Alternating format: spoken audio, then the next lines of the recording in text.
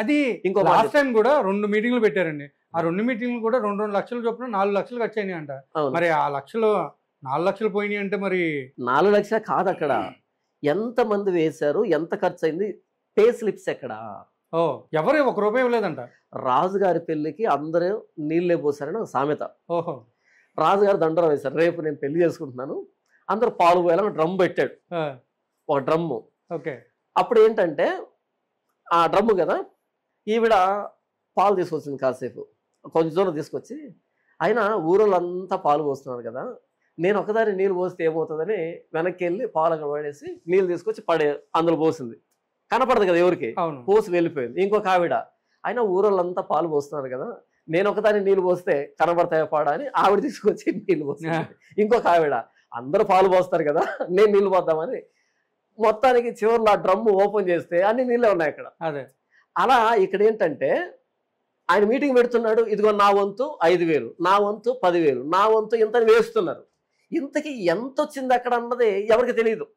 నేనే అనుకుంటానంటే నేనిచ్చిన 5,000లోనే ఆయన మీటింగ్ జరిపించాడు అని నేనిచ్చిన 10,000లోనే మీటింగ్ జరిపించాను మీరు, నేనిచ్చిన దాంట్లోనే మీరు. ఇలా సిపిఎఫ్ ఆర్మీ ఒక నెల క్రితం 6,000 మంది. ఎంతమంది? 6,000 మంది. 6,000 మంది నెల క్రితం, 6,000 మంది. ఇప్పుడు ఆర్మీ పెరిగి ఉంటుంది నాకు తెలిసి. పైగా ఇప్పుడు ఇండియా పాకిస్తాన్ యుద్ధం సైన్యం కాబట్టి రిక్రూట్మెంట్ కూడా ఎక్కువ మొత్తంలో జరిగి ఉంటుంది డెఫినెట్ గా.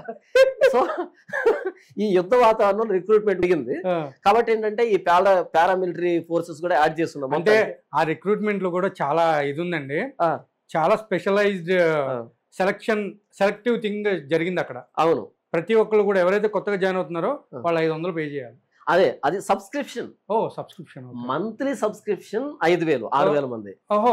ఇది స్పెషల్ ఆఫర్ మీటింగ్ అనేది. నెల 500 ఇవ్వాలి 6,000 మంది. మళ్ళీ స్పెషల్ గా మీటింగ్ పెడుతున్న ప్రతిసారి ఈ వ్యక్తి స్పాన్సర్షిప్ అడుగుతాడు. కాబట్టి మీరెంత ఇచ్చారో నాకు తెలియదు, నేనెంత ఇచ్చానో ఇంకో తెలియదు. మొత్తానికి ఏంటంటే ఎవరికెవరో తెలియదు, మొత్తానికి నేను ఇచ్చిన 10,000తోనే ఆయన ఇప్పుడు మీటింగ్ చేస్తున్నాడు అని నేను అనుకుంటాను. 6,000 మంది 500 వేసుకుంటే ఏంటి బ్రదర్ అసలు ఆ మైండ్ ఏంటి అసలు? What a thought, what a vision కదా. నిజంగా అజయ్ బాబు లాంటి పాత బెగ్గర్స్ కి మైండ్ పోతుంది అసలు. వాళ్ళకి అదే మైండ్ బ్లాక్ అయిపోయింది. నాకైతే మీకు మాట చెప్తాను, వీకేఆర్ బెగ్గింగ్ దాటికి అభినయ దర్శన్ అనేటువంటి ఈ బెగ్గింగ్ దాటికి పూర్తిగా షెడ్ మూసేసుకున్నటువంటి అయ్యో పాత బెగ్గర్ వీకేఆర్. అంటే టోటల్ మానేశాడు. ఇంకా ఒక సామెత ఉండే, వచ్చే గాలి వారికంట గడ్డపారులు ఎగిరిపోతున్నాయి, ఇక చీపురు కట్ట ఎక్కడా అని. ఎంత గాలివాన అంటే గడ్డపారే గాలి కొట్టుకోపోయింది, ఇక చీపురు కట్ట నిలబడుతుందా? అలా వీకేఆర్ అనే వ్యక్తి బెగ్గింగ్ చేస్తూ ఉన్నాడు ఆన్లైన్లో.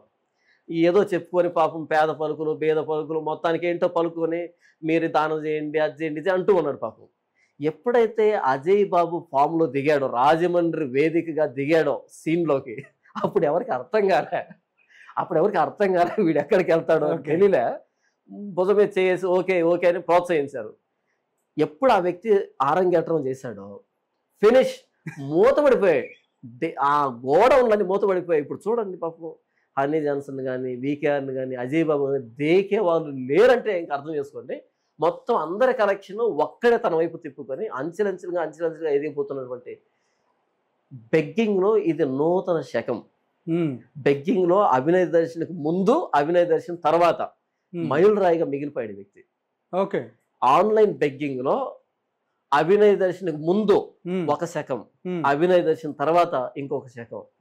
నిజంగా సెట్ చేశాడు, ట్రెండ్ సెట్ చేశాడు. అంతకుముందు మోస పద్ధతుల్లో సంప్రదాయబద్ధంగా కన్వెన్షనల్ మెథడ్లో అడుక్కుండే వాళ్ళు, కానీ ఇది పక్కా ప్రొఫెషనల్.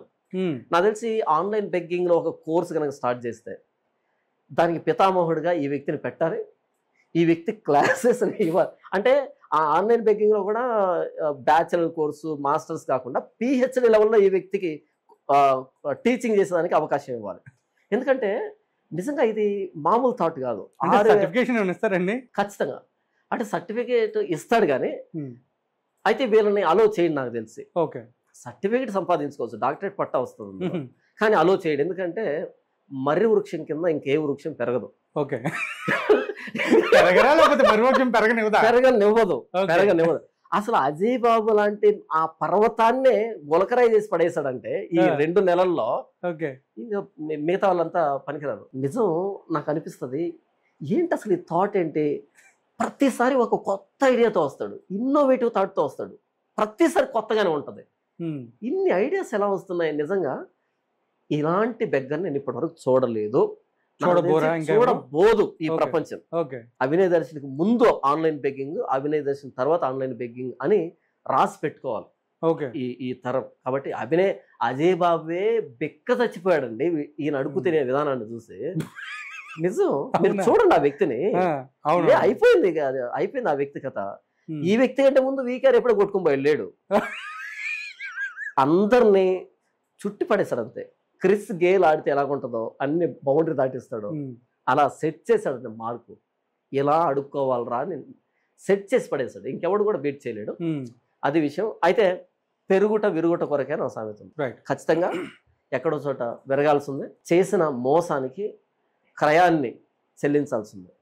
మోసం చేసి తెచ్చుకున్న ఆహారం మనుషులకు ఇంపుగా ఉంటుంది.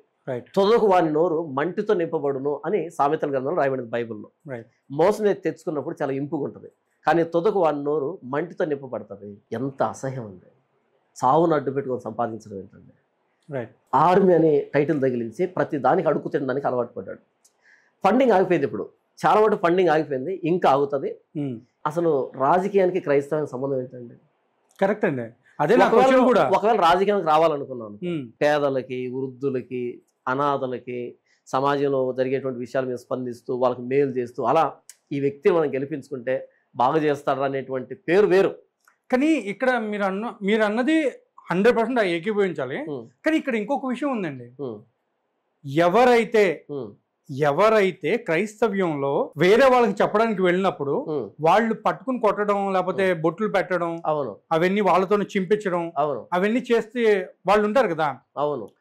కొంతమంది హిందువులు మీరు ఇంట్లో కూడా ఇట్లాంటి పనులు చేస్తున్నారు, క్రైస్తవ్యం గురించి మీరు ఎక్కువగా ప్రార్థనలు ఇవన్నీ చేసేసి హిందుత్వాన్ని భ్రష్టు పట్టిస్తున్నారని చెప్పి వాళ్ళు లోపలికి వెళ్ళి కొట్టినప్పుడు వాళ్ళని సేవ్ చేయడానికి కాకినాడ వరకు లేకపోతే ఎక్కడి వరకు వెళ్ళి రావడం, వీటన్నిటికి కూడా డబ్బులు అవుతాయి, వాళ్ళకు కూడా నేను సపోర్ట్ చేయాలి అని చెప్పేసి చెప్పడం కూడా జరుగుతుంది. మరి అట్లా వాళ్ళను సేవ్ చేయడానికి కాదు, వాళ్ళ మీద సేవింగ్స్ పెంచుకోవడానికి.